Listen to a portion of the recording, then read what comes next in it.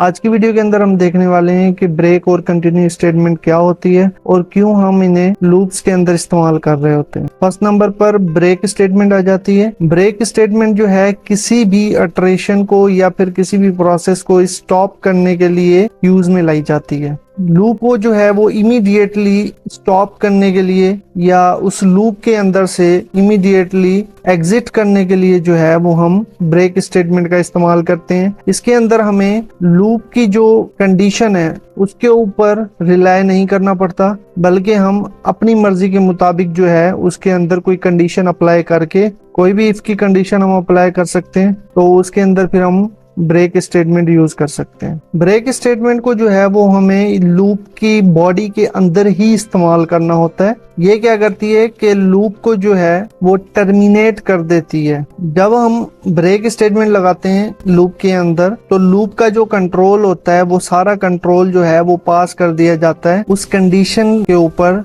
जहां पर भी हमने लूप स्टेटमेंट को सेट किया है। उसके बाद हम यहाँ पर देख लेते हैं कि ब्रेक स्टेटमेंट को हम किस तरह से इस्तेमाल करते हैं लूप के अंदर। जैसे फॉर लूप हम यहाँ पर जो है वो सेट करते हैं और उसके अंदर आई नाम से वेरिएबल डिक्लेयर करते हैं।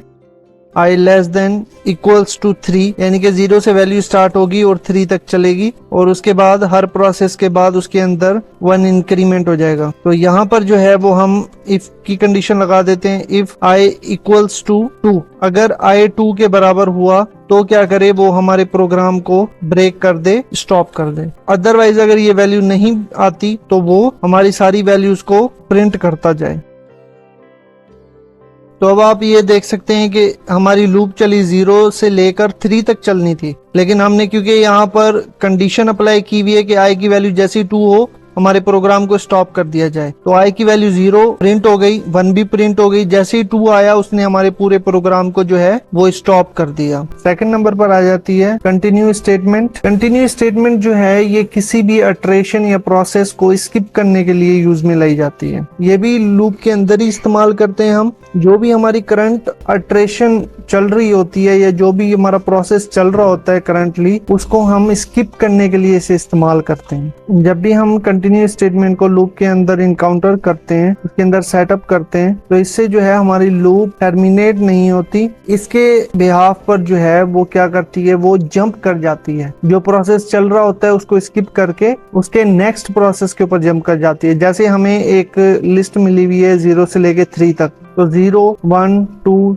3, तो अगर हमने कंटिन्यू स्टेटमेंट जो है वो 1 के ऊपर लगाई हुई है, तो जैसे ही 0 का प्रोसेस कंप्लीट होगा, जैसे ही 1 के अंदर वो इंटर होगा, तो 1 के अंदर इंटर होने के बाद जो है ये कंटिन्यू स्टेटमेंट हमारी उस पूरे स्टेप को स्किप कर देगी और उसके फिर बाद जो है वो सेकंड नंबर पर शिफ्ट हो जाएगा। यानी कि हमारी जब लेंथ आएगी कंटिन्यू स्टेटमेंट के अंदर तो 0 2 3 आएगी, 1 स्किप कर देगा ये। ब्रेक स्टेटमेंट को अगर हम देखें तो ब्रेक स्टेटमेंट के अंदर जो है वो क्या होगा कि जब हमारी कंडीशन हम लगाएंगे कि 1 पर आकर ब्रेक हो जाए, तो उससे क्या होगा कि 0 1 वो तो वैल्यू आएंगी, लेकिन जैसे ही 2 पर आएगा तो वहां पर हमारा पूरा प्रोग्राम जो है वो स्टॉप हो जाएगा और हम वहां से एग्जिट हो जाएंगे। अब ये हमारे पास प्रीवियस कोड ही पड़ा है जिसके अंदर हमने ब्रेक स्टेटमेंट को अप्लाई किया था फॉर लूप के अंदर। हम इसको ही जो है वो एडिट करके कंटिन्यू स्टेटमेंट को पुट करते हैं।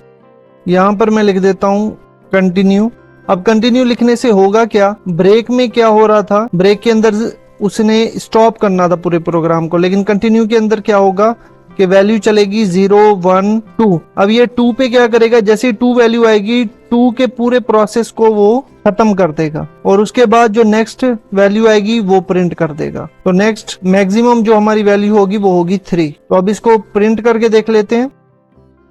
तो यहाँ पर हमारे पास फर्स्ट वैल्यू 0, सेकंड 1 और थर्ड 3 आ गई। हालांकि थर्ड 2 आनी थी, फोर्थ 3 आनी थी, लेकिन उसने 2 वाला प्रोसेस जो है वो स्किप कर दिया। तो ब्रेक स्टेटमेंट जो है वो हमारी इस्तेमाल की जाती है हमारे प्रोग्राम को शट डाउन करने के लिए। कुछ ऐसे केसेस भी होते हैं ना जहां पर हमें जो है वो अगर यूजर कोई ऐसी वैल्यू देता है जो कि कैपेबल नहीं होती, तो वहां पर फिर वो हम अपने पूरे सिस्टम को शट डाउन भी कर सकते हैं। लेकिन कुछ ऐसे केसेस भी होते हैं हमारे पास के अगर यूजर ये वैल्यू दे तो इस यूजर के पूरे डाटा को ही उस टाइम स्किप कर दो, उसको इंक्लूड ही ना करो। तो इस तरह के केसेस भी हमारे पास आ जाते हैं, तो उस केस में फिर हम कंटिन्यू स्टेटमेंट का इस्तेमाल करते हैं। तो थैंक यू सो मच आज के लिए। आई होप आपको ये दोनों चीजें समझ आ गई होंगी और इनका यूज भी समझ आ गया होगा कि हम किस तरह से लूप के अंदर इनको इस्तेमाल करते हैं।